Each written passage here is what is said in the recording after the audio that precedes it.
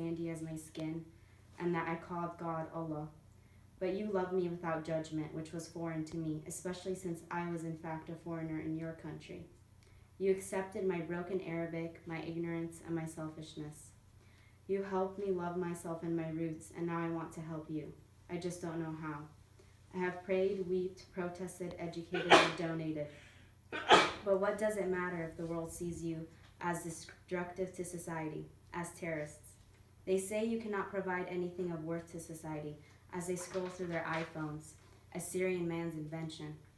I now understand the unconditional love because although I do not know all those who died, I feel as I do. I feel as connected to them as much as one possibly could. I feel like they are my brothers, my sisters, my mothers, my fathers, and me. That could have been me. I now understand why upon our first meetings, every few years you embraced me with so much love even though we didn't have much of a relationship. It is because you saw yourself in me. But I was confused because I didn't see myself in you, until now.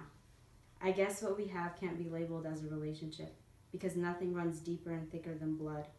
And I'm sorry I haven't called. I just never know what to say. I feel guilty asking you how your day is when I can hear the sounds of bombs dropping in the background. And I feel guilty answering how my day is when the same sound is happening on my end, but it's fireworks coming from the happiest place on earth. And I feel guilty for feeling sad, because I feel as though in order to compensate for your unfair life and my privilege, I must always be happy. Sometimes I just sit and think how nothing will ever be the same, how my home is ruined, how I would rather never see it, how it is now so it stays perfect in my memory.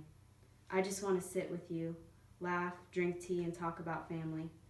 It's not just a matter of craving, but a matter of necessity.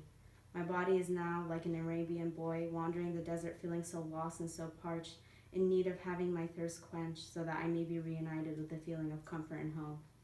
But my cousins that I left as children have now been forced to become men, their voices deeper than my brother who is 10 years older than them. Pain is clogging up their throats. You tell me everything is okay, it'll all be fine, but we both know it's bullshit. How is it that small talk is the only thing me and my family in Syria can talk about? That's how painful everything else is. I will keep fighting and try to make a difference, but for now I just want to say, I am sorry and I love you. The world may not admit it, so I'll say on their behalf, you are not a terrorist, you're a victim of terrorism.